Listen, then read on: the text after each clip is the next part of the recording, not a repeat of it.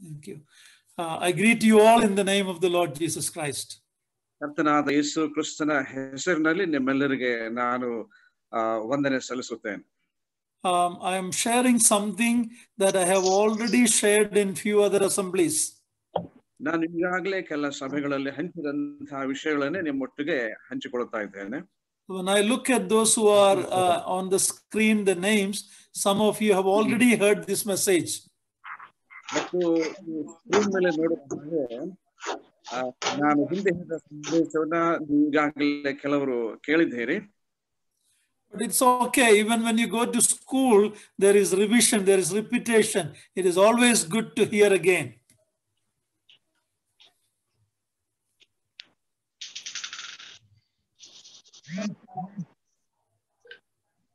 Brother, can you hear me?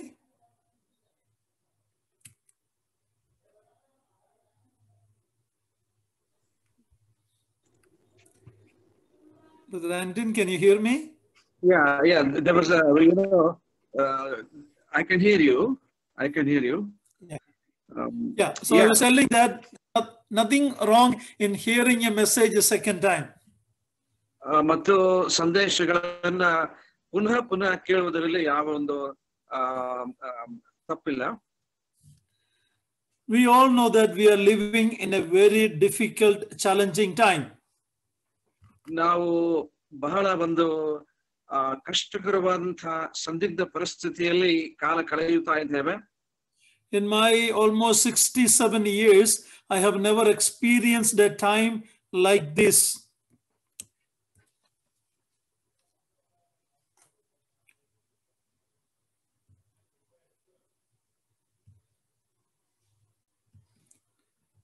Did we lose brother?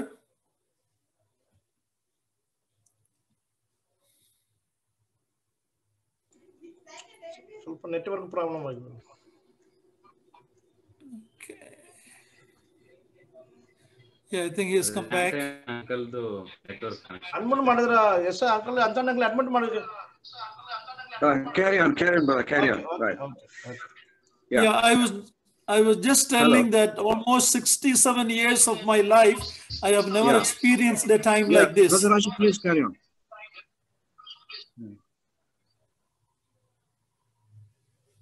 Brother, are you going to translate?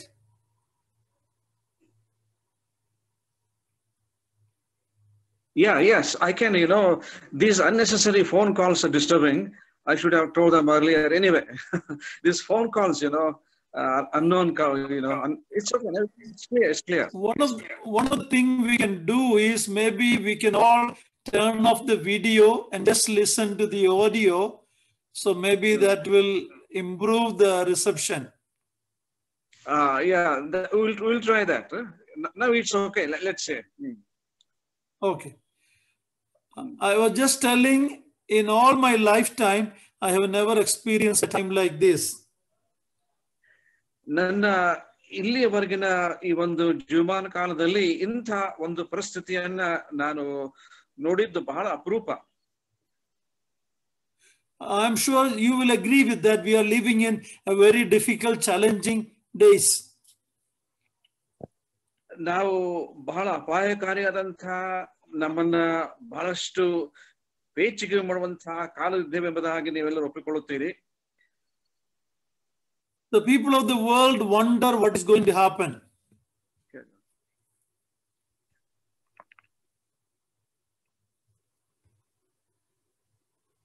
ಮತ್ತು ಜಗತ್ತಿನಲ್ಲಿರ್ತಕ್ಕಂತಹ ಜನ ಏನು ಸಂಭವಿಸಲಿಕ್ಕಿದೆ ಎಂಬುದಾಗಿ ಅವರು ಬಹಳಷ್ಟು ಆಶ್ಚರ್ಯ ಪಡ್ತಾ ಇದ್ದಾರೆ. Even believers who don't know the scripture well wonder, is this the sign for the coming of the Lord?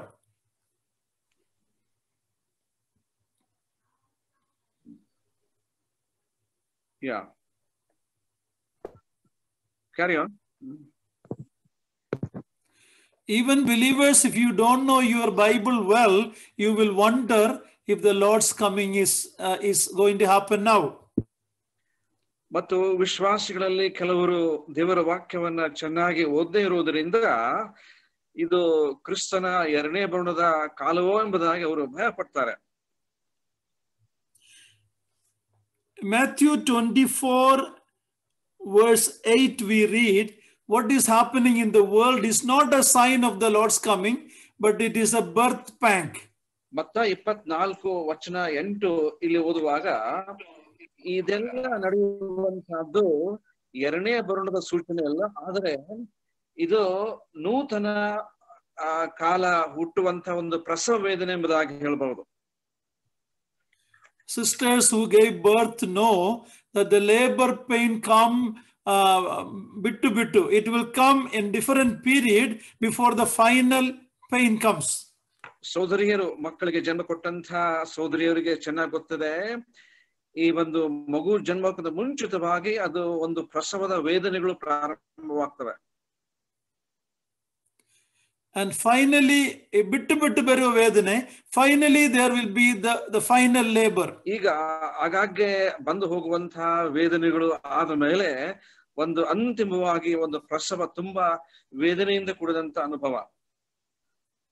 So the Lord has told us that when you see these things happening, know the time is near. It is like the birth pangs.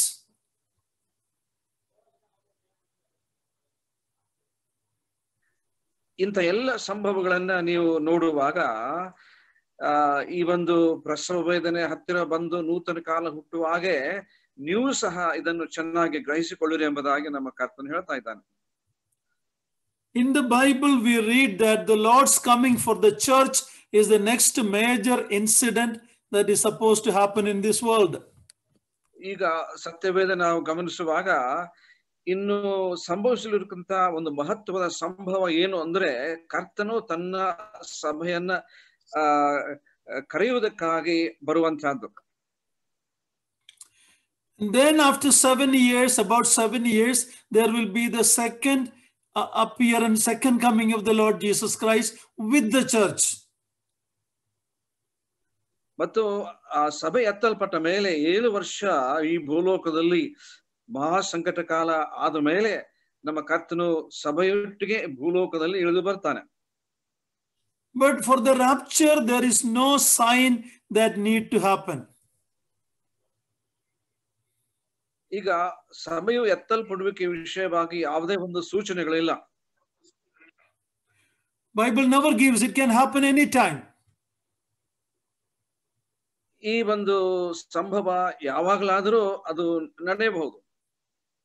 And that is called the imminent return of the Lord Jesus Christ. Imminent mean ತುಂಬಾ ಹತ್ತಿರವಾಗಿರುವುದು, ಆಸನ್ನವಾಗಿರುವುದು, very near. That's what imminent coming of the Lord means. ಮತ್ತು ಕರ್ತನ ಬರೋಣ ಅತಿ ಹತ್ತಿರವಾಗಿದೆ, ಯಾವಾಗಲಾದರೂ ಸಂಭವಿಸುವುದು, ನಾವು ಸದಾ ಸಿದ್ಧವಾಗಿರುವಂತ ಅರ್ಥದಲ್ಲಿ ಹೇಳಲ್ಪಟ್ಟಿದೆ. Even when Paul is writing to the Thessalonian believers in 1 Thessalonians chapter 4, the major passage about the rapture of the church, ಪೌಲನು ಥೆಸಲೋನಿಕ ಸಭೆಗೆ ಬರೆಯುವಾಗ 1ನೇ ಪತ್ರ 4ನೇ ಅಧ್ಯಾಯದಲ್ಲಿ ಈ ಎತ್ತಲ್ಪಡುವಿಕೆ ಕುರಿತಾಗಿ ಮೂಲ ಬೋಧನೆಗಳನ್ನ ಅಲ್ಲಿ ಅವನು ಕಾಣಿಸುತ್ತಾನೆ. And he included himself by saying in verse 17, then we who are alive will be caught together with them in the clouds to meet the Lord in the air. Verse 17. ಈ ಒಂದು ಎತ್ತಲ್ಪಡುವಿಕೆಯಲ್ಲಿ ಪೌಲ ತನ್ನನ್ನು ಸಹ ಎಣಿಸಿಕೊಂಡು 10ನೇ ವಚನದಲ್ಲಿ ಆಮೇಲೆ ಜೀವದಿಂದಿರುವ ನಾವು ಅಂತರಿಕ್ಷದಲ್ಲಿ ಕರ್ತನನ್ನು ಎದುರುಗೊಳ್ಳುವುದಕ್ಕಾಗಿ ಒಯ್ಯಲ್ಪಡುವೆಂಬುದಾಗಿ ತನ್ನನ್ನು ಎಣಿಸಿಕೊಂಡು ಹೇಳ್ತಾ ಇದ್ದಾನೆ. So when Paul was there almost 2000 years back, he was hoping or believing that Jesus would come in his lifetime.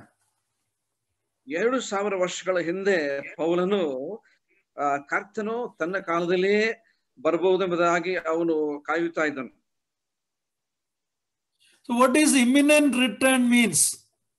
ಹಾಗಾದ್ರೆ ಈ ಒಂದು ಕರ್ತನ ಬರೋಣ ಅತಿ ಹತ್ತಿರವಾಗಿದೆ ಎಂಬುದಾಗಿ ಅಂದ್ರೆ ಏನು? It means the Lord could come anytime. ಅರ್ಥಾತ್ ಕರ್ತನು ಯಾವುದೇ ಕ್ಷಣದಲ್ಲಿ ಈ ಭೂಲೋಕಕ್ಕೆ ಬರಬಹುದು. Doesn't mean he has to come, but he could come. Not that he is coming, but he could come even tonight. ಅಂದ್ರೆ ಅವನು ಯಾವುದೇ ಗಳಿಗೆಯಲ್ಲಿ ಬರಲು ಸಾಧ್ಯವಿದೆ, ಬರಲೇಬೇಕು ಎಂಬುದಾಗಿಲ್ಲ, ಯಾವಾಗಲಾದ್ರೂ ಬರುವುದಕ್ಕೆ ಅವಕಾಶ ಇದೆ. That was the blessed hope of the early believers.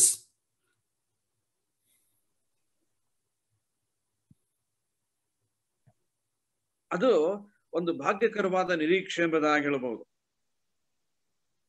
The church that was going through persecution was always looking for the coming of the Lord. ಹಿಂಸೆಯ ಮಧ್ಯದಲ್ಲಿ ದಾಟಿ ಹೋಗತಕ್ಕಂಥ ಒಂದು ಆದಿ ಸಭೆ ಯಾವಾಗಲೂ ಕರ್ತನ ಬರುಣವನ್ನ ಆಸಕ್ತಿಯಿಂದ ಕಾಯ್ತಾ ಇದ್ರು. When we are comfortable, we forget about the coming of the Lord. ನಾವು ಕ್ಷೇಮವಾಗಿರುವಾಗ ಬಹಳ ಸುಲಭವಾಗಿ ಕರ್ತನ ಬರುಣವನ್ನ ನಾವು ಮರೆಯುತ್ತೇವೆ. But this was the hope of the early church, including Apostle Paul. ಆದರೆ ಆದಿ ಸಭೆ ಪೌಲನನ್ನು ಒಳಗೊಂಡು ಇದೊಂದು ಬಹಳ ಜೀವಕರವಾದ ನಿರೀಕ್ಷೆ ಆಗಿತ್ತು. But once the rapture happened, then there are a lot of signs and events to happen one after the other quickly. ಮೊಟ್ಟ ಮೊದಲು ಸಭೆ ಎತ್ತಲ್ಪಟ್ಟ ಮೇಲೆ ಒಂದಾದ ಮೇಲೆ ಒಂದು ವಿವಿಧ ಸಂಭವಗಳನ್ನ ನಾವು ಕಾಣುತ್ತೇವೆ. So there is a lot of sign to happen for the second coming, but not for the rapture. ಈಗ ಸಭೆ ಎತ್ತಲ್ಪಡುವಿಕೆ ಕುರಿತಾಗಿ ಯಾವುದೇ ಒಂದು ಸೂಚನೆಗಳಿಲ್ಲ, ಆದರೆ ಸಭೆ ಎತ್ತಲ್ಪಟ್ಟ ಮೇಲೆ ಕ್ರಿಸ್ತನ ಎರಡನೇ ಬರುಣದ ಕುರಿತಾಗಿ ಬಹಳಷ್ಟು ಸೂಚನೆಗಳಿವೆ.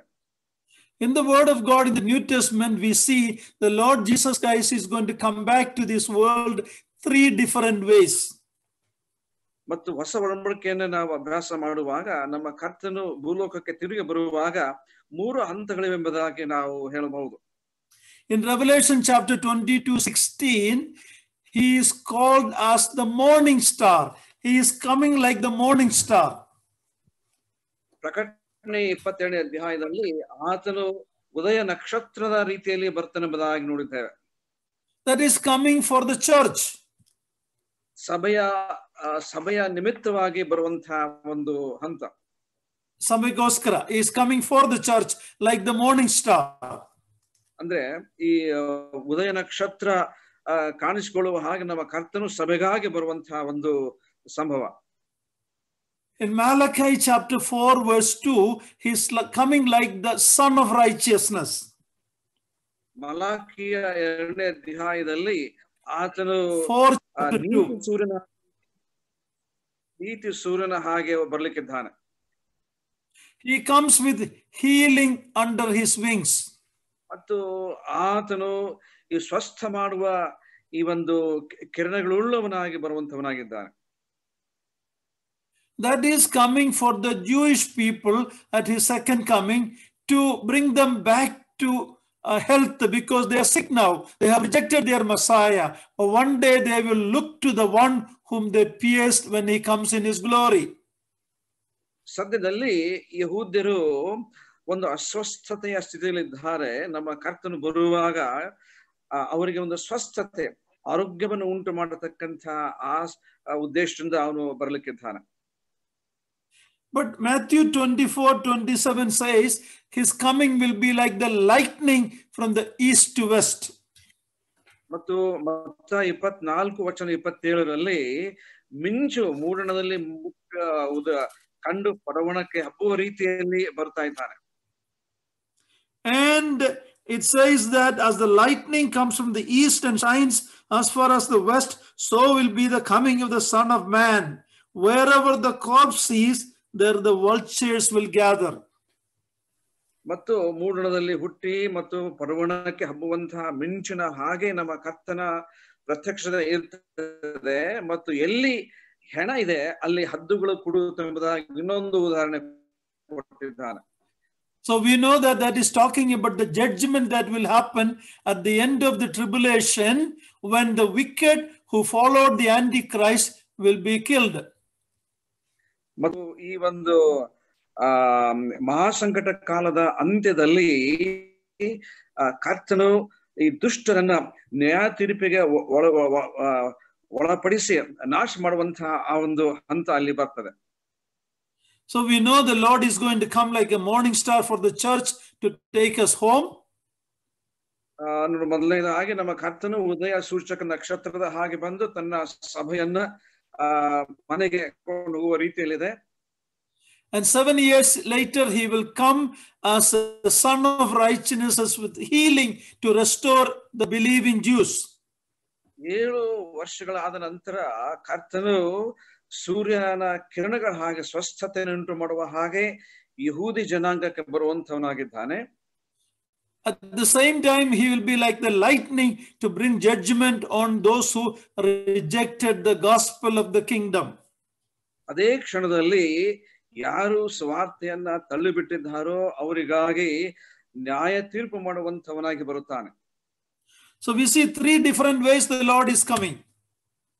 ಹೀಗಾಗಿ 3 ಹಂತಗಳಲ್ಲಿ ನಮ್ಮ ಕರ್ತನು ಬರುವುದನ್ನು ನಾವು ಕಾಣುತ್ತೇವೆ. So what I'm saying is, this is not the end of the world. This is birth pangs for what is going to happen soon. ಅಂದ್ರೆ ಈಗಾಗಲೇ ಇದು ಲೋಕಾಂತ್ಯವಲ್ಲ, ಆದರೆ ನೂತನ ಕಾಲ ಹುಟ್ಟುವ ಪ್ರಸವ ವೇದನೆಯ ಪ್ರಾರಂಭ ಎಂಬುದಾಗಿ ನಾವು ತಿಳಿಯಬೇಕು. So coronavirus, COVID-19, what is it teaching us? ಹಾಗಾದ್ರೆ ಈ ಒಂದು ಸದ್ಯದ ಕೊರೋನಾ ವ್ಯಾಧಿಯು ನಮಗೆ ಕಲಿಸುವಂತಹ ಪಾಠವೇನು? We have at least 7 lessons we can learn from this incidents that's happening all over the world.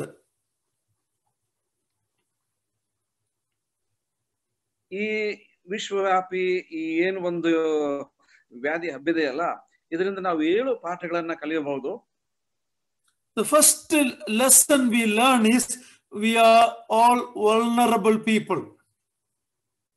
ನಾವು ಕಲಿಯುವಂತ ಮೊದಲನೆಯ ಪಾಠ ಏನಂತಂದ್ರೆ, ನಾವೆಲ್ಲರೂ ಸಹ ಒಂದು ಜೀವನದ ದೌರ್ಬಲ್ಯಕ್ಕೆ ಸುಲಭವಾಗಿ ಒಳಗಾಗುವಂತಹ ಒಂದು ಸ್ಥಿತಿಯಲ್ಲಿದ್ದೇವೆ. You look at the ex-president of India died recently. There are poor people dying, rich people dying.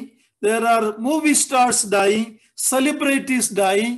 So we are all vulnerable in our life in this world. That's the first lesson you and I need to learn. ಇತ್ತೀಚೆಗೆ ನಮ್ಮ ದೇಶದ ರಾಷ್ಟ್ರಪತಿಯವರು ಹೇಳಿದ ಹಾಗೆ, ಈ ಒಂದು corona ನಿಮಿತ್ತ ಈ cinema ತಾರೆಗಿರಬಹುದು, ಶ್ರೀಮಂತರು, ಬಡವರು, ವಿದ್ಯಾವಂತರು, ವಿದ್ಯಾಹೀನರು, ಎಲ್ಲ ವರ್ಗದ ಜನರಿಗೆ ಇದು ತಪ್ಪಿದ್ದಲ್ಲ. This should make us to be humble in our life. ಇಂಥ ಒಂದು ಈ ವಿಶ್ವವ್ಯಾಪಿ ಅಪಾಯವನ್ನ ನಾವು ಗಮನಿಸಿ ನಮ್ಮಲ್ಲಿ ಒಂದು ನಮ್ರತೆ ಉಂಟಾಗಬೇಕು. Man is naturally a proud being. ಮನುಷ್ಯನು ಸ್ವಭಾವತಃ ಒಂದು ಗರ್ವ ಕೂಡಿದಂತಹ ವ್ಯಕ್ತಿಯಾಗಿದ್ದಾನೆ. 1 Peter 5:5 we read, God resists the proud but gives grace to the humble. ಮೊದಲನೇ ಪತ್ರ 5ನೇ ವಚನದಲ್ಲಿ ಕರ್ತನು ಅಹಂಕಾರಿಯನ್ನು ಎದುರಿಸುತ್ತಾನೆ, ದೀನರಿಗಾದರೂ ಕೃಪೆಯನ್ನು ಕೊಡುತ್ತಾನೆ ಎಂಬುದಾಗಿ ನಾವು ಓದುತ್ತೇವೆ. So this, what is happening in the world, the vulnerability of human being should make us humble rather than being proud. ಮನುಷ್ಯನು ಸುಲಭವಾಗಿ ಈ ಒಂದು ಅಪಾಯಕ್ಕೆ ಒಳಗಾಗುವಂತ ಸ್ಥಿತಿ ಏನಿದೆಯಲ್ಲ, ಇದು ಮನುಷ್ಯನನ್ನ ದೀನತೆಗೆ ನಡೆಸಬೇಕು. If we repent and be on our knee during this time, we will be better off after the coronavirus leave the world. ಇಂಥ ಒಂದು ವ್ಯಾಧಿಯ ಕಾಲದಲ್ಲಿ ನಾವು ನಮ್ಮನ್ನು ತಗ್ಗಿಸಿಕೊಂಡು ಮೊಣಕಾಲೂಡಿ ಪ್ರಾರ್ಥನೆ ಮಾಡುವುದಾದ್ರೆ ಈ ವ್ಯಾಧಿ ಅಂತ್ಯಕ್ಕೆ ನಾವು ಬಹಳ ಸಿದ್ಧ ಮನಸ್ಸಿನವರಾಗ್ತೇವೆ. Our assemblies and gatherings will be different when we come back after this problem. ಈ ಒಂದು ಕೊರೋನಾ ದೇವರ ಕೃಪೆಯಿಂದ ಮುಗಿದು ಹೋಯ್ದಂದ್ರೆ ನಾವು ಹೆಚ್ಚು ಯೋಗ್ಯರಾಗಿ ಸಭಾಕೂಟಗಳಿಗೆ ಸೇರಿ ಬರುತ್ತೇವೆ. Our life will be better off because of this incident. ಇಂಥ ಸಂಭವದಿಂದ ನಮ್ಮ ಜೀವನದಲ್ಲಿ ಒಂದು ಹೆಚ್ಚಿನ ಸುಧಾರಣೆಯನ್ನು ನಾವು ಕಾಣುತ್ತೇವೆ. We will realize we are vulnerable. We have nothing to boast or be proudful in our life in this temporary life. ಈ ಒಂದು ತಾತ್ಕಾಲಿಕವಾದಂತಹ ಈ ಜಗತ್ತಿನಲ್ಲಿ ನಮ್ಗೆ ಹೇಳಿಕೊಳ್ಳುವಂತಹ ಹೆಮ್ಮೆ ವಿಷಯ ಏನೂ ಇಲ್ಲ. ಯಾವಾಗಲಾದ್ರೂ ಸುಲಭವಾಗಿ ನಾವು ಅಪಾಯಕ್ಕೆ ತುತ್ತಾಗುವಂತಹ ಸ್ಥಿತಿ ಇರುವುದರಿಂದ that is the first lesson we can learn. ಇದು ನಾವು ಕಲಿಯುವಂತ ಮೊದಲನೆಯ ಪಾಠ. The second lesson we can learn is the credibility of the Bible. Everything is already written in the Word of God. ಎರಡನೇದಾಗಿ ನಾವು ಕಲಿಯುವಂತಹ ಪಾಠ ಸತ್ಯವೇದದ ಒಂದು ವಿಶ್ವಾಸಾರ್ಹತೆ. ಈಗ ಸಂಭವಿಸುವಂತ ಎಲ್ಲ ಸಂಗತಿಗಳು ಈಗಾಗಲೇ ಸತ್ಯವೇದದಲ್ಲಿ ಬರೆಯಲ್ಪಟ್ಟಿವೆ. The Word of God is absolutely true. From eternity past to eternity future, everything is revealed. What we need to know for life and godliness is in the Word of God. ಮತ್ತು ಜೀವನಕ್ಕೂ ಭಕ್ತಿಗೂ ಬೇಕಾದಂತ ಎಲ್ಲ ಸಂಗತಿಗಳು ದೇವರ ವಾಕ್ಯದಲ್ಲಿ ಎಲ್ಲಿಂದ ಅಂದ್ರೆ ಅನಾದಿ ಕಾಲದಿಂದ ಅಂತ್ಯ ಕಾಲದವರೆಗೆ ವಿಧ ವಿಧವಾಗಿ ಕಾಣಿಸಲ್ಪಟ್ಟಿವೆ. The smart, educated people of the world who don't believe in God, they reject the basic truth of the Word of God. Historic events, they reject it.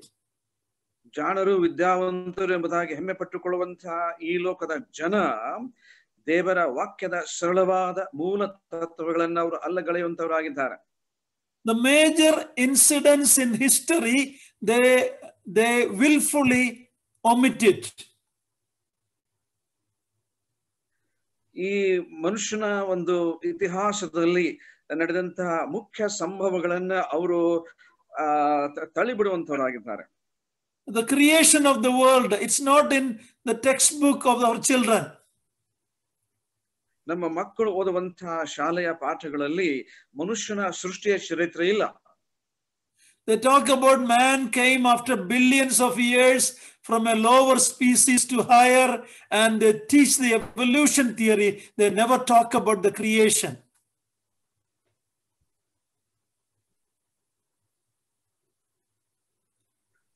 ಅವರು ಈಗಲೂ ಸಹ ವಿದ್ಯೆಯ ಹೆಸರಿನಲ್ಲಿ ಮನುಷ್ಯ ಲೋಕದಲ್ಲಿ ಬಂದದ್ದು ಏಕಾನುಜೀವಿಯಿಂದ ಅನಂತ ಕಾಲದ ಹಿಂದೆ, ಕೋಟ್ಯಾನುಕೋಟಿ ವರ್ಷಗಳ ಹಿಂದೆ ಒಂದು ಸಣ್ಣ ಸ್ವರೂಪದಿಂದ ಸಂಕೀರ್ಣವಾಗುತ್ತಾ ಈಗ ಮನುಷ್ಯನ ವಿಕಾಸವಾದನೆಂಬುದಾಗಿ ಅವರು ಬೋಧಿಸ್ತಾರೆ. They don't talk about the flood of Noah's time as a historic event. They don't teach that.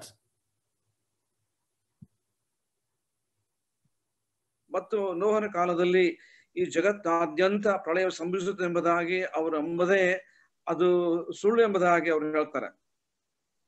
The creation of the nation of Israel, the coming of the Lord Jesus Christ Messiah, his death, his resurrection, his promise of second coming, these are not taught in the textbooks. ಈ ಒಂದು ಶಾಲೆ ಕಾಲೇಜುಗಳ ಪಠ್ಯದಲ್ಲಿ ಈ ಒಂದು ಇಸ್ರಾಯೇಲ್ ದೇಶದ ಒಂದು ಅಸ್ತಿತ್ವ, ಅವರ ಉಗಮ, ಅದರ ಸದ್ಯದ ಒಂದು ಅದ್ಭುತವಾದ ಒಂದು ಉಳಿಯುವಿಕೆ, ಅದು ಮಾತ್ರವಲ್ಲ, ನಮ್ಮ ಕರ್ತನ ಮೊದಲೇ ಬರೋಣ, ಆತನ ಒಂದು ಮರಣ, ಪುನರುತ್ಥಾನ, ಪುನರಾಗಮನ, ಈ ಎಲ್ಲ ಮಹತ್ವದ ಘಟನೆಗಳನ್ನ ಅವರು ಎಲ್ಲಿಯೂ ಪಠ್ಯದಲ್ಲಿ ಕಾಣಿಸುವುದಿಲ್ಲ. 2 Peter 3:5 says they willfully neglect or reject these historic events. 2 ಪೇತ್ರ 3ನೇ ಅಧ್ಯಾಯದಲ್ಲಿ ನಾವು ನೋಡುವ ಪ್ರಕಾರ ಈ ಎಲ್ಲ ಘಟನೆಗಳನ್ನ ಅವರು ತಿಳಿದಿದ್ದರೂ ಸಹ ಬೇಕಂತಲೇ ಅವರು ಮರೆತು ಬಿಡುತ್ತಾರೆ. So what is happening today, what is going to happen in the future, it's all written in the Word of God. ಸದ್ಯದಲ್ಲಿ ಸಂಭವಿಸುವಂತಹ ಎಲ್ಲ ಸಂಗತಿಗಳು ಮತ್ತು ಭವಿಷ್ಯದಲ್ಲಿ ನಡೆಯತಕ್ಕಂತಹ ಈ ಜಗತ್ತಿನ ಸಂಗತಿಗಳು ದೇವರ ವಾಕ್ಯದಲ್ಲಿ ಮುಂಚಿತವಾಗಿ ಕಾಣಿಸಲ್ಪಟ್ಟಿವೆ. During the last few months, in many countries, they were digging mass graves to bury people in many numbers. ಕಳೆದ ಕೆಲ ತಿಂಗಳುಗಳಲ್ಲಿ ಜಗತ್ತಿನ ಕೆಲ ದೇಶಗಳಲ್ಲಿ ಈ ಸಾಮೂಹಿಕ ಒಂದು ಶವ ಸಂಸ್ಕಾರಕ್ಕಾಗಿ ದೊಡ್ಡದಾದ ತಗ್ಗುಗಳನ್ನ ನೀವು ಕಡಿಯುವಂತದ್ದನ್ನ ಗಮನಿಸಿರಬಹುದು. But if you look at the Bible in Ezekiel 38 and 39, talks about a time in the future at the Armageddon battle at the end, Israel will be burying the dead bodies for 7 months to clean up the land. ಎಜುಕೇಲ 38-39 ಈ ಅಧ್ಯಾಯಗಳನ್ನು ಓದುವಾಗ ಭವಿಷ್ಯದಲ್ಲಿ ಈ ಹರ್ಮಗದೋನ್ ಯುದ್ಧ ಸಂಭವಿಸಿದ ನಂತರ ರಾಶಿ ರಾಶಿ ಹೆಣಗಳನ್ನ ಅವರು ಹೂಣಿಡುತ್ತಾ 7 ತಿಂಗಳು ಕಾಲ ಅವರು ತಗೊಳ್ಬೇಕಾಗ್ತದೆ. So what is happening now is nothing surprise. There is going to be much greater serious events going to happen in the future. ಈಗ ಸಂಭವಿಸುವಂತಹ ಈ ಒಂದು ಕಳವಳಕಾರಿ ಸಂಗತಿಗಳು ಭವಿಷ್ಯದಲ್ಲಿ ಸಂಭವಿಸತಕ್ಕಂಥ ಇನ್ನೂ ಭಯಂಕರ ಸಂಭವಿಸುವಾಗ ಇವು ಏನು ಅಲ್ಲ ಎಂಬುದಾಗಿ ನಾವು ಅಂದುಕೊಳ್ಳಬಹುದು. The coming of the Lord in glory will be preceded by many diseases and earthquakes and turbulence and the problems in the world. ನಮ್ಮ ಕರ್ತನ ಮಹಿಮೆಯ ಎರಡನೇ ಬರೋಣಕ್ಕಿಂತ ಮುಂಚೆ ಅನೇಕ ರೀತಿಯ ಅಂಟು ರೋಗ, ಉಪದ್ರವಗಳು ಇತ್ಯಾದಿಗಳು ಸಂಭವಿಸಲಿಕ್ಕಿವೆ. 2 Peter 3 says, mockers, kuchodyakararu, they will come and they will question, where is the promise of his coming? 2 ಪೇತ್ರ 3ನೇ ಅಧ್ಯಾಯದಲ್ಲಿ ನಮ್ಮ ಕರ್ತನ ಎರಡನೇ ಬರೋಣದ ಕುರಿತಾಗಿ ಅವನು ಮಾತು ಕೊಟ್ಟನು, ಎಲ್ಲಿದೆ ಎಲ್ಲ ಆಗಿದೆ ಎಂಬುದಾಗಿ ಕುಶೋದ್ಯಗಾರರು ಹಾಸ್ಯ ಮಾಡ್ತಾರೆ. In all this happening, you and I are strengthened by the fact that the Bible in our hand is totally reliable. ಈ ಎಲ್ಲ ಒಂದು ಲೋಕದ ಗೊಂದಲ ಗಲಭೆಯ ಮಧ್ಯದಲ್ಲಿ ನಮ್ಮ ಕಲಿಯತಕ್ಕಂಥ ಸತ್ಯವೇದದಲ್ಲಿ ಈಗಾಗಲೇ ಇವೆಲ್ಲವೂ ಹೇಳಲ್ಪಟ್ಟೆಂಬುದಾಗಿ ನಮ್ಮ ನಂಬಿಕೆ ಇನ್ನೂ ಹೆಚ್ಚು ಬಲಗೊಳ್ಳುತ್ತದೆ. We know that at least for 1007 years, this world is not going to end. ನಾವೇನು ದೇವರ ವಾಕ್ಯದಿಂದ ಹೇಳಬಹುದು ಏನಂದ್ರೆ 1700 ವರ್ಷಗಳವರೆಗೆ ಖಂಡಿತವಾಗಿ ಏನು ಜಗತ್ತಿನ ಅಂತ್ಯ ಬರುವುದಿಲ್ಲ ಎಂಬುದಾಗಿ ಹೇಳಬಹುದು. Even if the Lord comes today for the church, the rapture today, ಒಂದು ವೇಳೆ ಹಿಂದೆ ನಮ್ಮ ಕರ್ತನು ಸಭೆಗಾಗಿ ಬಂದರು ಅಂತ ಊಹಿಸಿಕೊಳ್ಳ್ರಿ, then there is a 7-year tribulation time, and then the second coming, there is a 1000-year reign of Jesus Christ on the throne of David. At the end of that only, this world is going to be burned up at the end of that. ಸಭೆ ಎತ್ತಲ್ಪಟ್ಟನೆಂಬುದಾಗಿ ನೀವು ಊಹಿಸಿಕೊಳ್ಳ್ರಿ. ಆಮೇಲೆ 7 ವರ್ಷ ಭೂಲೋಕದಲ್ಲಿ ಮಹಾಸಂಕಟ ಕಾಲ, ಆಮೇಲೆ ಕರ್ತನು ತಿರುಗಿ ಭೂಲೋಕಕ್ಕೆ ಬಂದು 1000 ವರ್ಷದ ಆಳಿಕೆಯಿಂದ ಭೂಲೋಕವನ್ನು ಆಳ್ಲಿಕ್ಕಿದ್ದಾನೆ. At the end of that, there will be the great white throne judgment, and this present earth and heaven will be burned up with fire. ಮತ್ತು ಅದಾದ ಮೇಲೆ ಈ ಒಂದು ಬಿಳಿ ಸಿಂಹಾಸನದ ನ್ಯಾಯ ತೀರ್ಪು ಸಂಭವಿಸುತ್ತದೆ. ಅದಾದ ನಂತರ ಸದ್ಯದ ಭೂಮ್ಯಾಕಾಶಗಳು ಅವು ಸುಟ್ಟು ಹೋಗಿ ನೂತನ ಭೂಮ್ಯಾಕಾಶಗಳನ್ನ ಕರ್ತನು ಉಂಟು ಮಾಡ್ಲಿಕ್ಕಿದ್ದಾನೆ.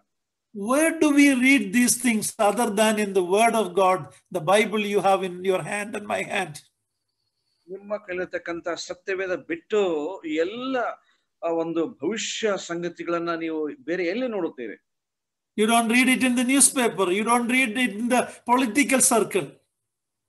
ಮತ್ತು ಈ ವರ್ತಮಾನ ಪತ್ರಗಳಲ್ಲಿ ಆಗಲಿ ಅಥವಾ ರಾಜಕೀಯ ಒಂದು ಸಂಭವಗಳಲ್ಲಿ ನಾವು ನೋಡಲು ಸಾಧ್ಯವಿಲ್ಲ.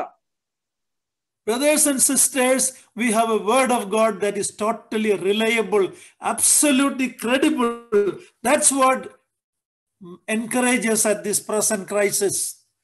ಪ್ರಿಯ ಸಹೋದರ ಸಹೋದರಿಗಳೇ, ಇಂಥ ಎಲ್ಲ ಲೋಕದ ಗೊಂದಲ ಮಧ್ಯದಲ್ಲಿ ಸಂಪೂರ್ಣ ವಿಶ್ವಾಸಕ್ಕೆ ಅರ್ಹವಾದಂಥ, ನಂಬಲು ಯೋಗ್ಯವಾದಂಥ ಸತ್ಯವೇದ ನಮ್ಮ ಕೈಲಿರುವಾಗ ನಾವು ಸಂತೋಷ ಪಡೋಣ. Let us study the word of God. Let us obey the word of God, because everything is going to happen according to the word of God. ನಾವು ಸತ್ಯವೇದವನ್ನ ಅಭ್ಯಾಸ ಮಾಡೋಣ, ಅದಕ್ಕೆ ವಿಧೇಯರಾಗೋಣ. ಯಾಕಂದ್ರೆ ಬರೆಯಲ್ಪಟ್ಟದ್ದು ಎಲ್ಲವೂ ಸಹ ತಪ್ಪದೇ ನೆರವೇರಲಿಕ್ಕಿದೆ. The Lord Jesus Christ himself said that heaven and earth will pass away, but my word will never pass away. ನಮ್ಮ ಕರ್ತನು ತಾನೇ ಹೇಳಿದ ಹಾಗೆ ಭೂಮಿ ಆಕಾಶಗಳು ಅಳಿದು ಹೋಗಬಹುದು, ಆದರೆ ನನ್ನ ವಾಕ್ಯಗಳು ಅಳಿದು ಹೋಗುವುದೇ ಇಲ್ಲ ಎಂಬುದಾಗಿ ಹೇಳಿದ್ದಾನೆ. So we looked at the vulnerability of human being. We should humble ourselves. Secondly, we should know God's word is absolutely true. ಆದ್ದರಿಂದ ನಾನು ಹೇಳುವಂತ ಮೊದಲನೇ ವಿಷಯ, ಈ ಜೀವನ ಸುಲಭವಾಗಿ ಅಪಾಯಕಾರಿಯಾಗಿರುವುದರಿಂದ ನಾವು ದೀನರಾಗಿರ್ಬೇಕು. ಮತ್ತು ಎರಡನೇದಾಗಿ ಸತ್ಯವೇದ ವಿಶ್ವಾಸಕ್ಕೆ ಅರ್ಹವಾಗಿರುವುದರಿಂದ ಅದನ್ನ ನಾವು ಗಟ್ಟಿಯಾಗಿ ಇಟ್ಕೊಳ್ಬೇಕು. The third lesson we can learn at this time is the uncertainty of life. We realize how uncertain is our life in this world. ನಾವು ಕಲಿಯುವಂತ ಮೂರನೆಯ ಪಾಠ ಏನಂತಂದ್ರೆ ನಮ್ಮ ಜೀವನ ಬಹಳ ಒಂದು ಅನಿಶ್ಚಿತವಾಗಿದೆ, ಬಹಳ ಒಂದು ತಿಳಿಯದ ರೀತಿಯಲ್ಲಿದೆ ಎಂಬುದಾಗಿ ಹೇಳಬಹುದು. 5-6 months back, our calendars were full. We had a lot of plans for special meetings, this program, that program, our travel plans, everything was there, but it's all wiped clean during this pandemic. 5-6 ತಿಂಗಳ ಹಿಂದೆ ಕೊರೋನಾದ ಯಾವ ಲಕ್ಷಣ ಇರಲಿಲ್ಲ. ನಾವು ಅನೇಕ ಕಾರ್ಯಕ್ರಮಗಳನ್ನ, ಅನೇಕ ವಿಷಯಗಳನ್ನ ಹಮ್ಮಿಕೊಂಡು ನಮ್ಮ ಒಂದು ದಿನಚರಿ ಏನೋ ಬರೆದಿದ್ವು. ಆದರೆ ಈ ಕೊರೋನಾ ಬಂದ ಮೇಲೆ ಅವೆಲ್ಲವೂ ತೊಳೆದು ಹಾಕಲ್ಪಟ್ಟು ಏನು ಯಾವ ಕಾರ್ಯಕ್ರಮ ಮಾಡ್ಲಿಕ್ಕೆ ಆಗ್ಲಿಲ್ಲ.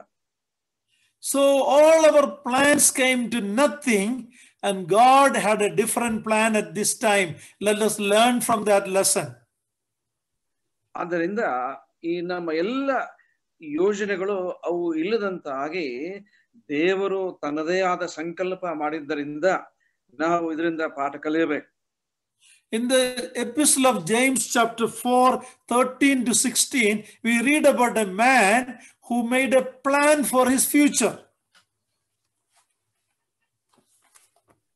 ಯಾಕೋಬನ ಪತ್ರಿಕೆಯ ಈ ಒಂದು ಭಾಗದಲ್ಲಿ ಒಬ್ಬ ಶ್ರೀಮಂತ ತನ್ನ ಭವಿಷ್ಯದ ಕುರಿತಾಗಿ ಅವನು ಅನೇಕ ರೀತಿಯ ಸಂಕಲ್ಪಗಳನ್ನ ಮಾಡ್ತಾನೆ. Can we read that? James chapter 4 verse 13 and 14. ಮತ್ತು 4ನೇ ಅಧ್ಯಾಯ 15, 14, 15. ನಿಮ್ಮ ಜೀವಮಾನ ಎಂಥದು, ನೀವು 13 and 14.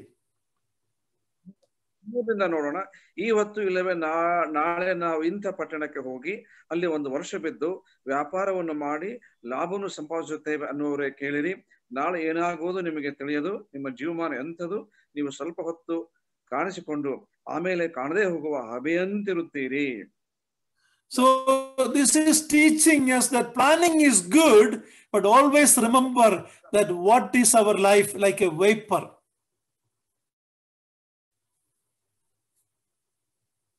ನಾವು ಮುಂದಾಗಿ ಒಂದು ಸಂಕಲ್ಪ ಮಾಡುವಂತಹದ್ದು ಒಳ್ಳೆಯದು, ಆದ್ರೆ ಅದೇ ಸಮಯದಲ್ಲಿ ಈ ಜೀವನ ಹಬೆಯಂತೆ, ಅಂದ್ರೆ ಈಗ ಇದ್ದು ಮರುಕ್ಷಣದಲ್ಲಿ ಕಾಣಿಸದೆ ಹೋಗುವಂತಹ ಆ ಸ್ಥಿತಿಯಲ್ಲಿದೆ ಎಂಬುದಾಗಿ ಮರಿಬಾರದು. If you look at this man in chapter verse 13, he was a good smart planner. ಈಗ ಈ 13ನೇ ವಚನದಲ್ಲಿ ಈ ವ್ಯಕ್ತಿಯನ್ನ ನೋಡ್ರಿ, ಅವನು ಬಹಳ ಜಾಣನಾಗಿ ನಾಳೆಯ ಕುರಿತಾಗಿ ಏನೇನೋ ಹಂಚಿಕೆ ಹಾಕ್ತಾ ಇದ್ದಾನೆ. He decided when he is going to go. ಮತ್ತು ಯಾವಾಗ ಈ ವ್ಯಾಪಾರಕ್ಕೆ ಹೋಗಬೇಕು ಎಂಬುದಾಗಿ ಮೊದಲು. And which town he is going to go. ಯಾವ ಒಂದು ಊರಿಗೆ ಹೋಗಬೇಕೆನ್ನುವಂತಹದ್ದು. How long he will be there. ಎಷ್ಟು ಕಾಲ ಅಲ್ಲಿ ಇರಬೇಕು. And what kind of a business he will do. ಮತ್ತು ಯಾವ ರೀತಿಯ what kind of a business he will do. ಯಾವ ವ್ಯಾಪಾರ ಮಾಡ್ಲಿಕ್ಕೆ ಇದ್ದಾನೆ. How much profit he will make. ಎಷ್ಟು ಲಾಭ ಸಂಪಾದಿಸಬೇಕು. Everything was planned. ಎಲ್ಲವನ್ನ ಆತನು ಈಗಾಗಲೇ ಪ್ಲಾನ್ ಮಾಡಿದ್ದಾನೆ. But there are two things that was missing from his plan. What was the two things? ಆತನ ಯೋಜನೆಯಲ್ಲಿ 2 ವಿಷಯಗಳನ್ನ ಅವನು ಮರೆತಿದ್ದಾನೆ. ಅವು ಯಾವುವು?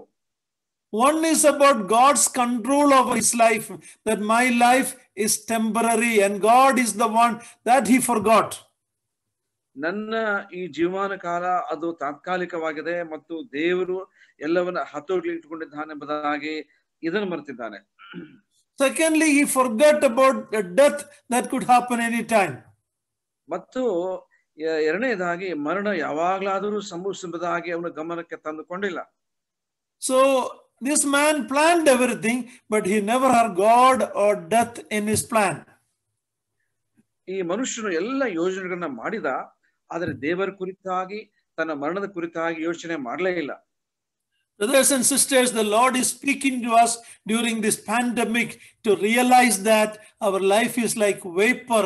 Yes, you can plan, but make sure you plan with God and the fact of the uncertainty of life. ಪ್ರಿಯ ಸಹೋದರ ಸಹೋದರಿಗಳೇ, ಈ ಇಂಥ ಒಂದು ಸಂದಿಗ್ಧ ಕಾಲದಲ್ಲಿ ಮನುಷ್ಯರು ಏನೆಲ್ಲ ಹಂಚಿಕೆ ಮಾಡುವಾಗ ನಾವು ಎರಡು ವಿಷಯ ಮರೆಯಬಾರದು. ಅಂದ್ರೆ ದೇವರನ್ನ ಮಾತ್ರವಲ್ಲ, ನಾಳೆ ಅನಿಶ್ಚಿತ ಎಂಬುದಾಗಿ ಎರಡು ವಿಷಯಗಳನ್ನ ಗಮನವಿಟ್ಟುಕೊಂಡು ನಮ್ಮ ಯೋಜನೆಗಳನ್ನ ಮಾಡಬೇಕು. The Bible says our life is like vapor. It is like grass. It is like a shadow. So many descriptions are given about man's temporarily uncertain life on this earth.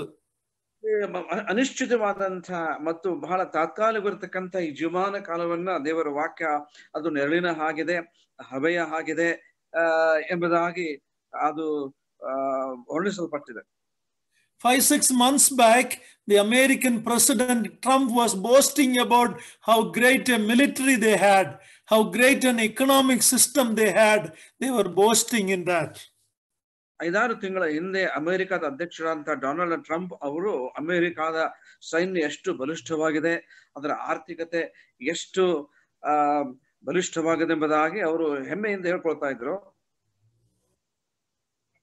But today, many of the military companies are making ventilator and face mask. ಆದ್ರೆ ಇವತ್ತು ಅನೇಕ ಸೈನ್ಯದ ಅಧಿಕಾರಿಗಳು ಈ ಒಂದು ಉಸಿರಾಟದ ವ್ಯವಸ್ಥೆ, ventilator ಮತ್ತು ಈ ಮಾಸ್ಕ್ ಗಳನ್ನ ಅವರೀಗ ಅವುಗಳನ್ನು ಉತ್ಪಾದನೆ ಮಾಡ್ತಾ ಇದ್ದಾರೆ. Everything has changed in a short time. ಮತ್ತು ಈ ಸ್ವಲ್ಪ ಸಮಯದಲ್ಲಿ ಎಲ್ಲವೂ ಬದಲಾಗಿ ಹೋಗಿದೆ. We believers should understand this fact that it is God who is in control, and we should realize that our life here is very temporary. ವಿಶ್ವಾಸಿಗಳಂತ ನಾವು ಎಲ್ಲ ಸಂಭವಗಳನ್ನ ದೇವರು ತನ್ನ ಕೈಲಿಟ್ಟುಕೊಂಡಿದ್ದಾನೆ ಎಂಬುದಾಗಿ ತಿಳಿದು ಭಯಭಕ್ತರಾಗಿರಬೇಕು. The fourth lesson we can learn is we live in a hopeless world. ನಾವು ನಾಲ್ಕನೆಯದಾಗಿ ನಾವು ಕಲಿಯುವಂತದ್ದೇನೆಂದ್ರೆ, ನಾವು ಈ ನಿರೀಕ್ಷೆ ಇಲ್ಲದಂತಹ ಈ ಜಗತ್ತಿನಲ್ಲಿ ವಾಸವಾಗಿದ್ದೇವೆ ಎಂಬುದಾಗಿ. If you only listen to the social media news, you will be discouraged in this world. ಈ ಒಂದು ಮಾಧ್ಯಮದಲ್ಲಿ ನಡೆಯುವಂತಹ ಎಲ್ಲ ಒಂದು ಸಂಭವಗಳನ್ನ ಗಮನಿಸುವಾಗ ಬಹಳಷ್ಟು ನಮಗೆ ನಿರಾಶೆ ಉಂಟು ಮಾಡುವಂತದ್ದಾಗಿದೆ. But as believers, we should not be listening to the social media so much. We should be listening to the word of God that God has already given in our hand. ಈ ಒಂದು ಈ ದೂರದರ್ಶನ ಮತ್ತು ಮಾಧ್ಯಮದಲ್ಲಿ ಅವುಗಳನ್ನ ನೋಡಿ ತಲೆ ತುಂಬಿಕೊಳ್ಳದೆ ದೇವರ ವಾಕ್ಯವನ್ನು ನೋಡಿ ನಾವು ಧೈರ್ಯವನ್ನ ತಂದುಕೊಳ್ಳಬೇಕು. I have read the end of the Bible. Yes, brother. I have read the last 2 chapters of the Bible. ಈಗ ದೇವರ ವಾಕ್ಯದ ಕೊನೆಯ 2 ಅಧ್ಯಾಯಗಳನ್ನು ನೀವು ಗಮನಿಸಬೇಕು. I know how it is going to end.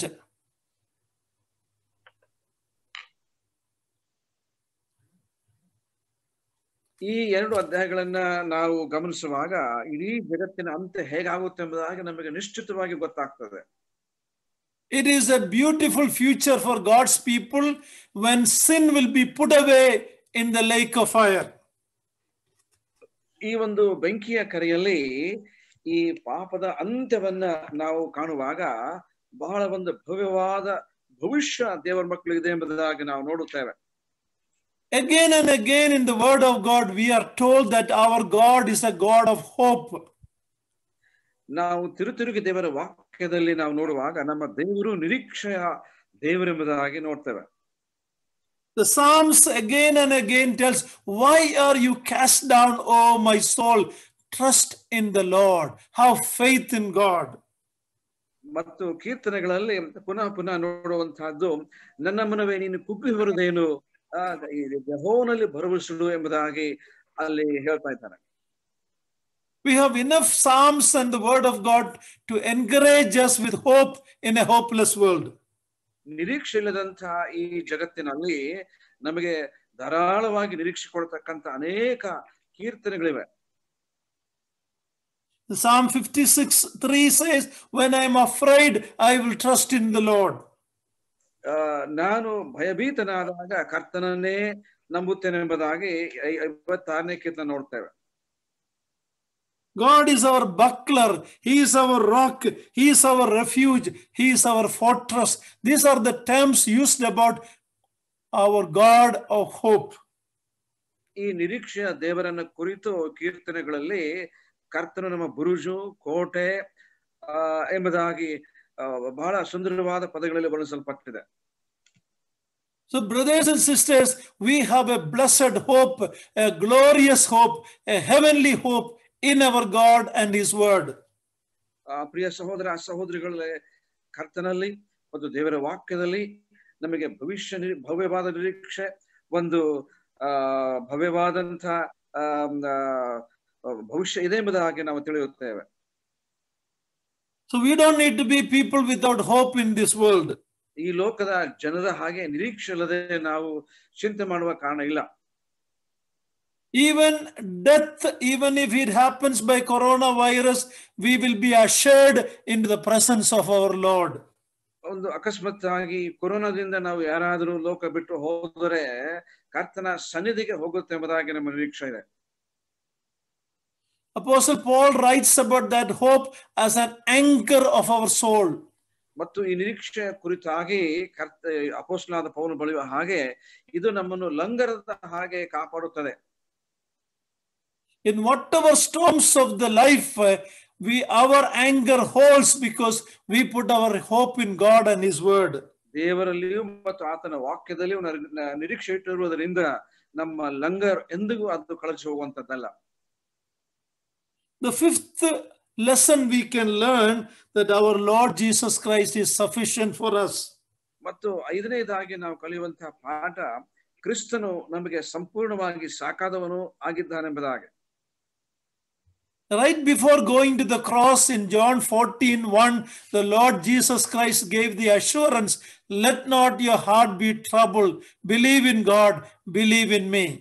ಕರ್ತನು ಶಿಲುಬೆಗೆ ಹಾಕಲ್ಪಡುವಂತಹ ಮುಂಚೆ ಹಿಂದಿನ ದಿವಸದಲ್ಲಿ ನಿಮ್ಮ ಹೃದಯವು ಕಳವಳಗೊಳ್ಳದಿರಲಿ, ದೇವರನ್ನು ನಂಬಿರಿ, ನನ್ನನ್ನು ನಂಬಿರಿ ಎಂಬುದಾಗಿ ವಾಗ್ದಾನ ಮಾಡುತ್ತಾನೆ. You know, recently you have seen Donald Trump, American president, have brought UAE, United Arab Emirates, and Bahrain with some treaty with Israel. You might have heard it in the newspaper last few days.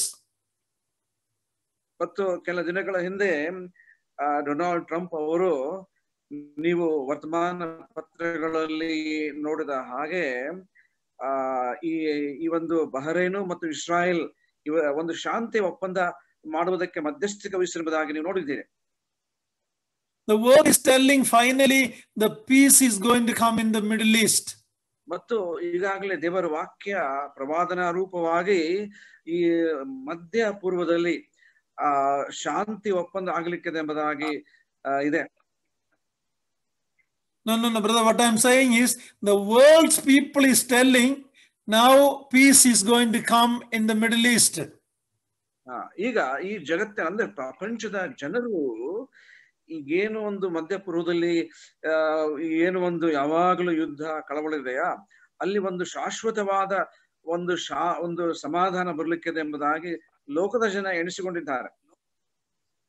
But you and I who know the Bible know that this is not going to bring peace. It is only going to get worse until they accept the Prince of Peace. There will be no peace in this world. ಆದರೆ ದೇವರ ವಾಕ್ಯವನ್ನ ಬಲ್ಲಂತಹ ದೇವಮಕ್ಕಳಾದ ನಾವು ಇದು ಕೇವಲ ಒಂದು ತಾತ್ಕಾಲಿಕ ಶಾಂತಿ ಹೊರತು ಇನ್ನೂ ಬಂತು ಕಠಿಣ ಕಾಲಗಳು ಬರಬೇಕು. ಯಾಕಂದ್ರೆ ಶಾಂತಿಯ ರಾಜನಾದ ಯೇಸುವನ್ನೇ ಅವರು ತಳ್ಳಿಬಿಟ್ಟದರಿಂದ ಅವನನ್ನ ಅವರು ಬರಮಾಡಿಕೊಳ್ಳುವಾಗ ಮಾತ್ರ ಶಾಶ್ವತವಾದ ಸಮಾಧಾನ ಭೂಲೋಕದಲ್ಲಿ. Our Lord said in John 16:33, in the world you have tribulation, but be of good cheer, I have overcome the world.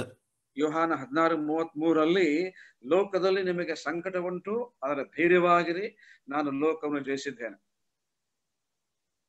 Jesus didn't say, I have overcome the tribulation. He said, I have overcome the world in which the tribulation happened. ಈಗ ನಮ್ಮ ಕರ್ತನು ಮಹಾ ಸಂಕಟ ಕಾಲವನ್ನು ಜಯಿಸಿದ್ದೇನೆಂಬುದಾಗಿ ಹೇಳಿಲ್ಲ, ಆದ್ರೆ ಲೋಕವನ್ನು ಜಯಿಸಿದ್ದೇನೆ ಎಂಬುದಾಗಿ ಯಾವ ಲೋಕದಲ್ಲಿ ಸಂಕಟದೆ ಆ ಲೋಕವನ್ನು ಜಯಿಸಿದ್ದೇನೆಂಬುದಾಗಿ ಆತನು ವಾಗ್ದಾನ ಮಾಡಿದ್ದಾನೆ. Coronavirus is there now. ಈಗ ಕೊರೋನಾ ಈ ವೈರಾಣು ಇದೆ. Tomorrow another disease will come. ಮತ್ತು ಇನ್ನು ಮುಂದೆ ಇದಕ್ಕಿಂತಲೂ ಇನ್ನೊಂದು ರೀತಿಯ ವ್ಯಾಧಿ ಬರಬಹುದು. So many problems in the world, but Jesus Christ has overcome the world in which all these problems happen. ಒಂದು ಬಿಟ್ಟು ಮತ್ತೊಂದು ರೀತಿಯ ಉಪದ್ರವ ಸಂಭವಿಸಬಹುದು, ಆದರೆ ನಮ್ಮ ಕರ್ತನು ಎಲ್ಲ ಉಪದ್ರವಗಳನ್ನು ಜಯಿಸಿದನೆಂಬುದಾಗಿ ನಮಗೆ ವಾಗ್ದಾನ ಮಾಡಿದ್ದಾರೆ. We are talking about a person, the Lord Jesus Christ, who is sufficient for us. ನಾವು ನಮ್ಮ ಕರ್ತನು ಎಲ್ಲ ಅಪಾಯಗಳ ಮಧ್ಯದಲ್ಲಿ ನಮಗೆ ಸಾಕಾದ ಸಂಪೂರ್ಣನಾಗಿದ್ದಾನೆಂಬುದಾಗಿ ನಾವು ಪ್ರಸ್ತಾಪ ಮಾಡ್ತಾ ಇದ್ದೇವೆ. When Paul preached the gospel, he said, we preach Christ crucified. It's a person in whom we have put our trust. ಪೌಲನು ಸುವಾರ್ತೆಯನ್ನು ಸಾರುವಾಗ ಶಿಲುಬೆಗೆ ಹಾಕಲ್ಪಟ್ಟಂತ ಯೇಸುವನ್ನು ನಾವು ಪ್ರಚಾರಪಡಿಸುತ್ತೇವೆ. ಅಂದ್ರೆ ಈ ಒಬ್ಬ ವ್ಯಕ್ತಿ ಯೇಸು ಕ್ರಿಸ್ತನ್ ಅನ್ನುವಂತಹ ಈ ದೈವಿಕ ವ್ಯಕ್ತಿಯ ಕುರಿತಾಗಿ ನಾವು ಲೋಕದ ಮುಂದೆ ಪ್ರಸ್ತಾಪ ಮಾಡ್ತಾ ಇದ್ದೇವೆ ಎಂಬುದಾಗಿ. In the New Testament, wherever the gospel is preached, it is about him, his death and his resurrection. ಹೊಸ ಒಡಂಬಡಿಕೆಯಲ್ಲಿ ಎಲ್ಲೆಲ್ಲಿ ಸುವಾರ್ತೆ ಸಾಲಪಟ್ಟಿದ್ದೇವೋ ಅದೆಲ್ಲ ಯೇಸು ಕ್ರಿಸ್ತನ ಕುರಿತಾಗಿ, ಆತನ ಮರಣ, ಪುನರುತ್ಥಾನ ಇವುಗಳನ್ನೇ ಹೊರತು ಬೇರೆ ಏನು ಅಲ್ಲಿ ಹೇಳಲ್ಪಟ್ಟಿಲ್ಲ. In Acts 4:12, Apostle Peter says, there is no other name given among men under the heaven by which we will be saved, but by that name of the Lord Jesus Christ. So we are sufficient in Lord Jesus Christ, no matter what happened. ಅಪೊಸ್ತಲರ ಕೃತ್ಯ 4ನೇ ಅಧ್ಯಾಯದಲ್ಲಿ 12ನೇ ವಚನದಲ್ಲಿ ಆ ಹೆಸರಿನಿಂದಲೇ ಹೊರತು ಆಕಾಶದ ಕೆಳಗೆ ಮನುಷ್ಯರೊಳಗೆ ಕೊಡಲ್ಪಟ್ಟಿರುವ ಬೇರೆ ಯಾವ ಹೆಸರಿನಿಂದಲೂ ನಮಗೆ ರಕ್ಷಣೆ ಆಗುವುದಿಲ್ಲ ಎಂಬುದಾಗಿ ಹೇಳಿರುವ ಹಾಗೆ ಸಂಭವಿಸುತ್ತದೆ. In me you have peace. In the world you have tribulation. In him we have peace.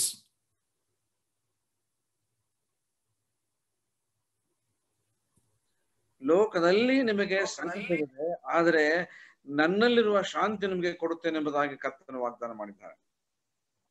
So this is the time we should realize our Lord is sufficient for us. ಇಂತಹ ಒಂದು ಸಂದಿಗ್ಧ ಕಾಲದಲ್ಲಿ ಕರ್ತನು ನಮಗೆ ಸಾಕಾಗಿದ್ದಾನೆ ಎಂಬುದಾಗಿ ನಾವು ನಂಬಬೇಕು. The word of God says we are more than conquerors through the Lord Jesus Christ. ಕರ್ತನಾದ ಯೇಸು ಕ್ರಿಸ್ತನ ಮೂಲಕ ನಾವು ಸಂಪೂರ್ಣ ಜಯಶಾಲಿಗಳಾಗಿದ್ದೇವೆ ಎಂಬುದಾಗಿ ಅಲ್ಲಿ ವಾಗ್ದಾನವಿದೆ. This is the time to know him more, come closer to him, no matter what is happening. We have believed in the person of the Lord Jesus Christ and what he has done for us. ಏನೇ ಸಂಭವಿಸಲಿ ಇಂತಹ ಒಂದು ಕಾಲವನ್ನ ಕರ್ತನಾದ ಯೇಸು ಕ್ರಿಸ್ತನನ್ನು ಇನ್ನೂ ಆಳವಾಗಿ ನಾವು ತಿಳಿದುಕೊಳ್ಳುವಾಗ ನಮಗೆ ಒಂದು ಸ್ಥಿರತೆ ಉಂಟಾಗ್ತದೆ. The sixth lesson we ought to learn at this time is there is an urgency to share the gospel to the people around us, our family members, our neighbors, our co-workers. This is an urgent time to share the gospel. ಈ ಒಂದು ಸಂದಿಗ್ಧ ಕಾಲದಲ್ಲಿ ನಾವು ಕಲಿಯುವಂತ 6ನೇ ಪಾಠ ಏನಂತಂದ್ರೆ, ಈ ಸುವಾರ್ತೆಯನ್ನ ಬಹಳ ತೀವ್ರವಾಗಿ ನಾವು ನಮ್ಮ ನೆರೆಯವರಿಗೆ, ಸ್ನೇಹಿತರಿಗೆ ಮತ್ತು ಎಲ್ಲರಿಗೂ ಹೇಳುವಂತಹ ಒಂದು ಬಹಳ ತುರ್ತಾದ ಕಾಲ ಇದಾಗಿದೆ. Normally we think sharing gospel is the full-time worker's job. ಸುವಾರ್ತೆಯನ್ನ ಸಾರುವಂತಹದ್ದು ಪೂರ್ಣಾವಧಿ ಸೇವಕರ ಕೆಲಸ ಎಂಬುದಾಗಿ ನಾವು ಭಾವಿಸುತ್ತೇವೆ. But if you read the Gospels, the Lord said, and in Acts 1, he said, you shall be my witness. That is for every born-again believer. ಆದರೆ ಅಪೊಸ್ತಲರ 1ನೇ ಅಧ್ಯಾಯ 8ನೇ ವಚನ ಓದುವಾಗ ನೀವು ನನ್ನ ಸಾಕ್ಷಿಗಳಾಗಿರಿ ಅಂತ ಹೇಳುವಾಗ ಹೊಸದಾಗಿ ಹುಟ್ಟಿದಂತ ಎಲ್ಲ ವಿಶ್ವಾಸಿಗಳು ಸಾಕ್ಷಿಗಳಾಗಿರತಕ್ಕದ್ದು ಅವರ ಕರ್ತವ್ಯ. This is high time we should.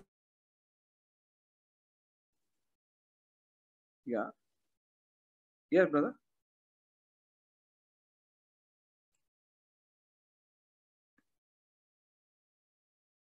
Yeah, carry on. I couldn't get you. Hello. We have very little time to share the gospel because the things are happening according to what's predicted in the word of God. Yeah. There was a break in the voice anyway, and I'll tell you now. Okay. ಈಗ ಇಂಥ ಸ್ವಾರ್ಥೆಯನ್ನು ಸಾರುವುದಕ್ಕೆ ನಮ್ಮ ಬಹಳ ಅಲ್ಪ ಕಾಲವಿದೆ. ಆದ್ದರಿಂದ ಇದನ್ನು ನಾವು ಬಹಳ ತುರ್ತಾಗಿ ಚೆನ್ನಾಗಿ ಉಪಯೋಗ ಮಾಡಿಕೊಳ್ಳಬೇಕು ಸ್ವಾರ್ಥೆಯನ್ನು ಸಾರಲು. Turn with me to Isaiah 21 verses 11 and 12.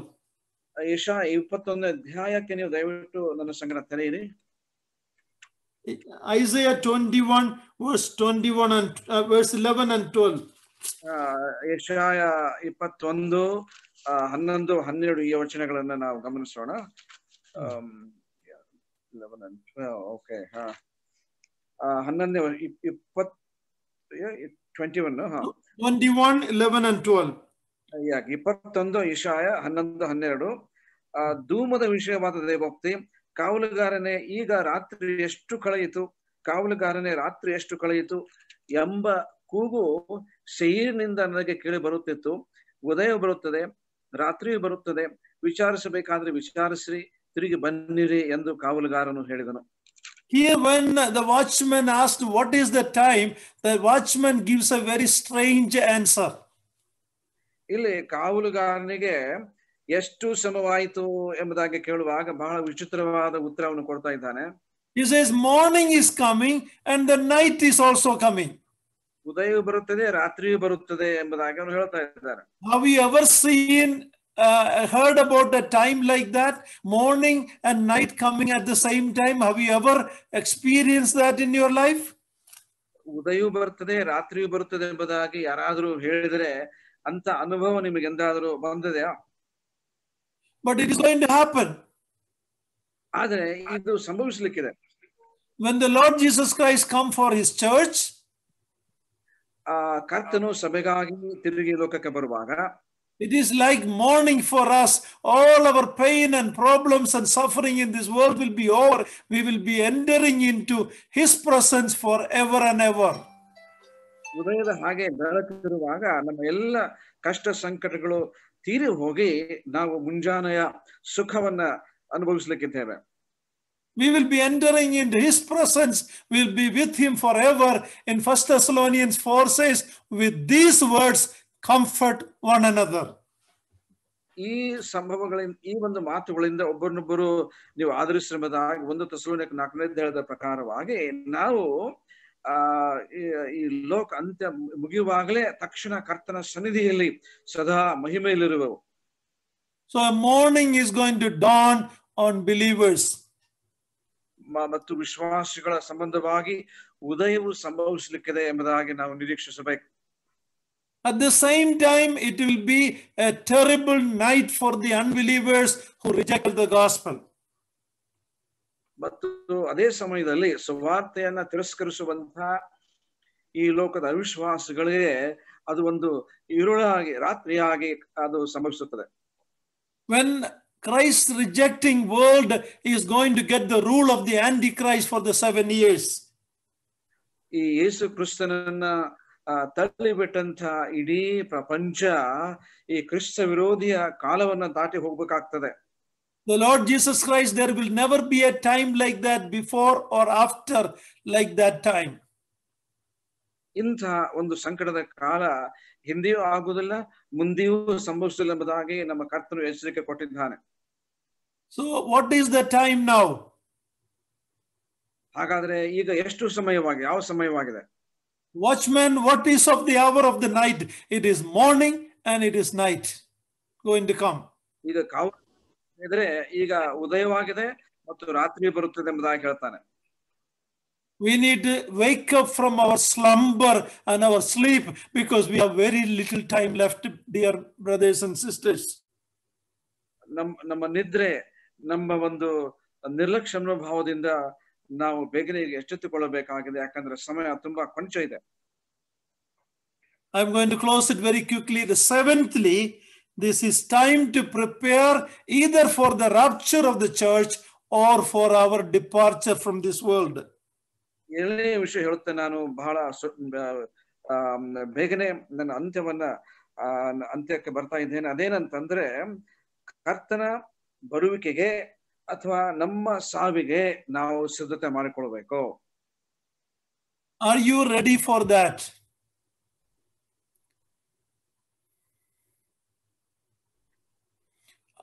Are you ready for that? One of these two events. ಈ ಎರಡು ವಿಷಯಗಳಲ್ಲಿ ಒಂದಾದರೂ ಸಂಭವಿಸಲೇಬೇಕು. ನೀವು ಸಿದ್ಧರಾಗಿದ್ದೀರಾ? This is high time we prepare either for the rapture of the church or for our departure from this world. English ಅದು ಚೆನ್ನಾಗಿದೆ, ಕನ್ನಡದಲ್ಲಿ ಹೇಗೂ ಕರ್ತನ ಈ ಒಂದು ಬರುವಿಕೆಗೆ ಅಥವಾ ನಮ್ಮ ನಿರ್ಗಮನಕ್ಕೆ ಎರಡರಲ್ಲಿ ಯಾವ್ದಾದ್ರು ಒಂದು ಸಂಭವಿಸ್ತದೆ, ನಾವು ಸಿದ್ಧರಾಗಿರ್ಬೇಕು. Apostle Paul says, absent from the body, present with the Lord. ಅಪೊಸ್ತಲನಾದ ಪೌಲ ಹೇಳುವ ಹಾಗೆ ಈ ದೇಹದಿಂದ ನಾನು ಗೈರಾಗಿರುವಂತಹದ್ದು ಕರ್ತನ ಸನ್ನಿಧಿಯಲ್ಲಿ ನಾನು ಇರುವಂತದ್ದಾಗಿದೆ. What is blessed hope a child of God has? ದೇವರ ಮಗುವಿಗೆ ಎಂಥ ಒಂದು ಭವ್ಯವಾದ ನಿರೀಕ್ಷೆ ಇದೆ. Death is a doorway to his presence. ಈ ಮರಣ ದೇವರ ಸನ್ನಿಧಿಗೆ ನಮ್ಮನ್ನು ಕರೆದೊಯ್ಯುವಂತಹ ಬಾಗಿಲಾಗಿದೆ.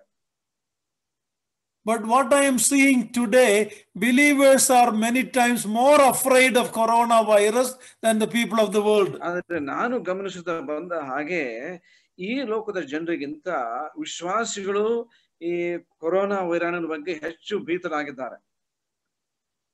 We are so afraid, but we don't have the fear of God in our midst. ನಾವು ಎಲ್ಲ ವ್ಯಾಧಿಯನ್ನು ಕುರಿತು ನಮ್ಮ ಭಯ ವ್ಯಕ್ತ ಮಾಡ್ತೇವೆ ಹೊರತು ದೇವರ ಭಯ ಬಹಳ ಕಡಿಮೆ ಇದೆ ಎಂಬುದಾಗಿ.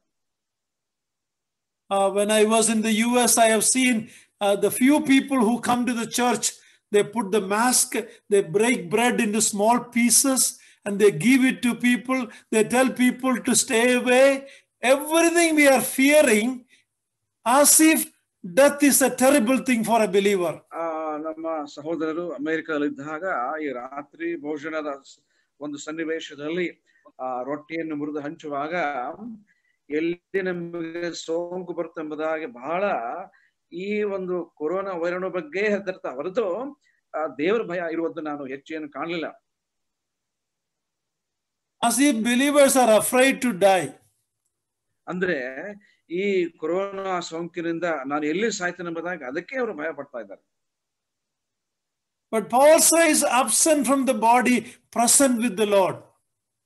ಆದರೆ ಪೌಲನು ಹೇಳುವ ಹಾಗೆ ಈ ಲೋಕ ಬಿಟ್ರೆ ಕರ್ತನ ಸನ್ನಿಧಿ ಖಂಡಿತ ಎಂಬುದಾಗಿ ಹೇಳಿದ್ದಾನೆ. Let us be people of hope in this world. ಈ ಒಂದು ನಿರೀಕ್ಷೆರದ ಜಗತ್ತಿನಲ್ಲಿ ನಿರೀಕ್ಷೆಯಿಂದ ತುಂಬಿದ ದೇವರ ಮಕ್ಕಳಾಗಿ ನಾವು ಜೀವಿಸೋಣ. So 7 things we can learn from this present pandemic in this world. ಈ ಒಂದು ಜಾಗತಿಕ ಏನು ವ್ಯಾಧಿ ಇದೆ ಅಲ್ಲ, ಸಾಂಕ್ರಾಮಿಕ ವ್ಯಾಧಿ, ಇದರಿಂದ ನಾವು ಈ 7 ಪಾಠಗಳನ್ನ ನೆನಪಿಟ್ಟುಕೊಳ್ಳೋಣ. Our life is very vulnerable. ನಮ್ಮ ಜೀವನ ಬಹಳ ಸುಲಭವಾಗಿ ಬಹಳ ನಾಜೂಕಾಗಿದೆ. Let us humble ourselves and turn to God with all our heart. ನಾವು ತಗ್ಗಿಸಿಕೊಂಡು ಹೃದಯಪೂರ್ವಕವಾಗಿ ದೇವರ ಕಡೆಗೆ ತಿರುಗಿಕೊಳ್ಳೋಣ. Secondly, the word of God in our hand is totally credible, reliable. Let us go by the word of God. ಮತ್ತು ಎರಡನೇದಾಗಿ ನಮ್ಮ ಕೈಲಿರತಕ್ಕಂತಹ ಸತ್ಯವೇದವು ಸಂಪೂರ್ಣ ವಿಶ್ವಾಸಕ್ಕೆ ಯೋಗ್ಯವಾಗಿರುವುದರಿಂದ ಅದನ್ನು ಓದೋಣ, ಅದನ್ನು ಕೈಕೊಳ್ಳೋಣ. Thirdly, our life is very uncertain. All the plans we make it in the will of God. ಮತ್ತು ಮೂರನೇ, ನಮ್ಮ ಜೀವನ ಬಹಳಷ್ಟು ಅನಿಶ್ಚಿತವಾಗಿರುವುದರಿಂದ ಯಾವುದೇ ಸಂಕಲ್ಪ ಮಾಡಿದರೂ ದೇವರ ಸಹಾಯದಿಂದ, ವಾಕ್ಯದ ಸಹಾಯದಿಂದ ಮಾಡಬೇಕು. Fourthly, live in a hopeless world, but we have hope in the Lord Jesus Christ. ನಾಲ್ಕನೇದಾಗಿ ನಿರಾಶೆಯ ಜಗತ್ತಿನಲ್ಲಿ ನಾವು ನಿರೀಕ್ಷೆಯಿಂದ ಇರೋಣ. Our God is a God of hope. ನಮ್ಮ ದೇವರು ನಿರೀಕ್ಷೆಯ ಮೂಲನಾಗಿದ್ದಾನೆ. It is an anchor for our soul. ಆತ್ಮಕ್ಕೆ ಅದು ಬಂಧನ ಆಗಿದೆ. Fifthly, our Lord is sufficient for us. ಮತ್ತು ಐದನೇದಾಗಿ ನಮ್ಮ ಕರ್ತನು ನಮಗೆ ಸಾಕಾದವನಾಗಿದ್ದಾನೆ. It is in the person of Jesus Christ we have put our hope. ಕರ್ತನಾದ ಯೇಸು ಕ್ರಿಸ್ತನು ಎನ್ನುವಂತ ಈ ವ್ಯಕ್ತಿಯಲ್ಲಿ ನಾವು ನಮ್ಮ ಭರವಸೆ ಇಟ್ಟಿದ್ದೇವೆ. Sixthly, there is an urgent need to share the gospel. ಆರನೇದಾಗಿ ಈ ಸುವಾರ್ತೆಯನ್ನು ಬಹಳ ನಾವು ತುರ್ತಾಗಿ ಹಂಚಿಕೊಳ್ಳಬೇಕಾಗಿದೆ. Lastly, we should prepare for the coming of the Lord or for our departure. ಕೊನೆಯದಾಗಿ ನಾವು ಕರ್ತನ ಬರುವಿಕೆಗಾಗಿ ಅಥವಾ ನಮ್ಮ ಮರಣಕ್ಕಾಗಿ ನಾವು ಸಿದ್ಧತೆ ಮಾಡಿಕೊಳ್ಳಬೇಕು. So let us fear God and not fear what is happening in the world. Even the fear of death should not be there for us, because we will be entering into his presence even if we die. ಆದ್ದರಿಂದ ಲೋಕದ ಸಂಭವಗಳಿಗೆ ನಾವು ಹೆದರದೆ ಅದಕ್ಕೆ ಬದಲಾಗಿ ಕರ್ತನಿಗೆ ಭಯಪಡೋಣ. ಮರಣಕ್ಕಾಗಿಯೂ ಭಯಪಡುವ ಅಗತ್ಯವಿಲ್ಲ, ಯಾಕಂದ್ರೆ ನಾವು ಸಾವಿಗೆ ನಾವು ಮರಣಕ್ಕೆ ತೂಕಾದರೆ ಕರ್ತನ ಸನ್ನಿಧಿಗೆ ಹೋಗುತ್ತೇವೆ ಅನ್ನುವಂತಹ ನಿರೀಕ್ಷೆ ನಮಗಿದೆ. May these thoughts encourage us to go on for the Lord and be a revived people in our individual life, in our family, in our assembly. ಮತ್ತು ಈ ಒಂದು ಆಲೋಚನೆಗಳು ಇಂಥ ಒಂದು ಕಾಲದಲ್ಲಿ ನಮ್ಮ ವೈಯಕ್ತಿಕ ಕೌಟುಂಬಿಕ ಸಭಾ ಜೀವನವನ್ನ ಉಜ್ಜೀವನಗೊಳಿಸಲು ಎನ್ನುವಂತಹ ಆ ಒಂದು ನಿರೀಕ್ಷೆ ಇಡೋಣ. Thank you for the opportunity given. Thank you for Brother Antin translating for me. Thank you very much. God bless you.